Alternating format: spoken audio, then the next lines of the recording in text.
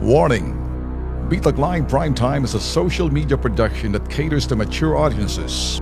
It is a no-holds-barred expression of views and opinion of the investigative journalist and host Ben Tulfo, intended for Filipino viewers worldwide.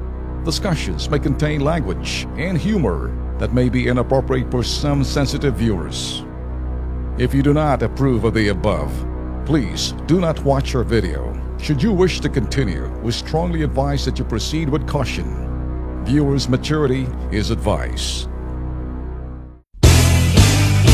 Itong si Citizen Noy, na dati President Noy, question ho ang desisyon ng Korte Suprema na palayain si ex-President PGMA.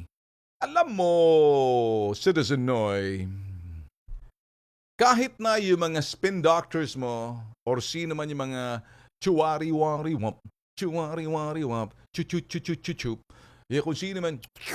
kung sino mga higop-sip-sip dyan sa iyo na talagang pinapalabas, tigilan na ang pagpapakulong sa mga dating presidente, maghumanda ka na, you're clean.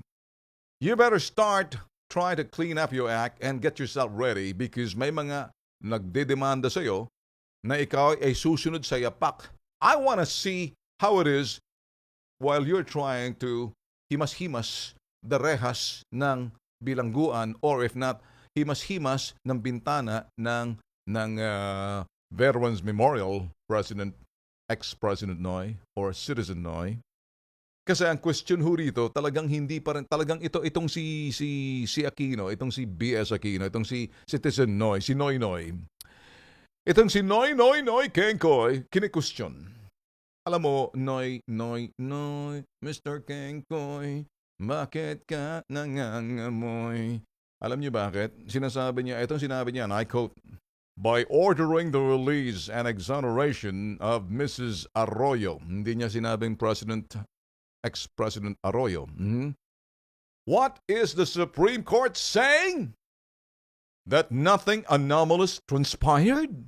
That no crime happened? That no one should be held accountable? That these funds were used properly? President Noy, ex-President Noy, Kengkoy, or Citizen Noy, call it any way you want it. Listen carefully. Who the hell are you to talk to the Supreme Court that way?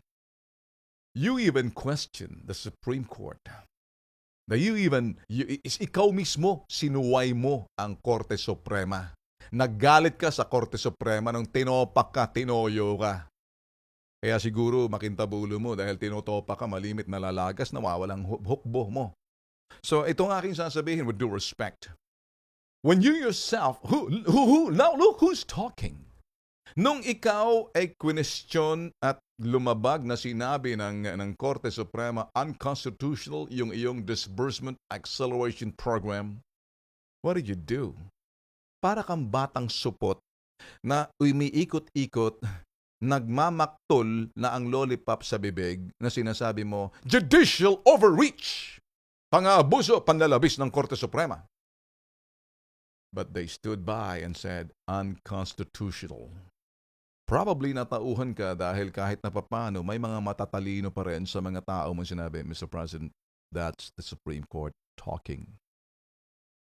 The Supreme Court is not under the executive, Mr. President, that time. Noy, Mr. Kengkoy. When you talk that way to the Supreme Court, you can say, what is the Supreme Court saying? Tingnan nyo kung sino yung mga nagpalaya. Marami, 4 lang doon ang nagsabi, kumbaga kumontra, lahat. Ilan yun, ilan doon, ilang kortes, ilang husgado. Sus Ginoo sa dami nila. Can you imagine that? Walang kalahati. Wala doon sa kalahati. Sobra. No, ngayon, anong question mo? Yung ibang mga husgado hindi naniniwala. Kaya kahit na kang batang supot na umaatungal, Citizen Noy, nasasabihin mo, nothing anomalous transpired. Talagang pinaglalaban mo, no? Kasi kahiyaan, kasi sampal na to sa iyo eh. You know what? Napipikon ka. Napipikon ka, Benigno S. Aquino. Napipikon ka. You're just angry. You're angry to the max.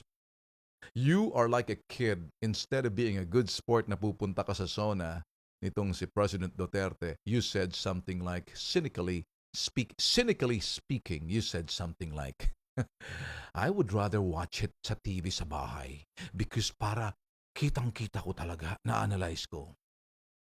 That's bullshit. Why don't you be a good sport? Just be out there. Look at ex-President Fidel Ramos. Lahat ng zona, kahit na inunsulto, sinasaltik siya ng presidenteng mga nakaupo.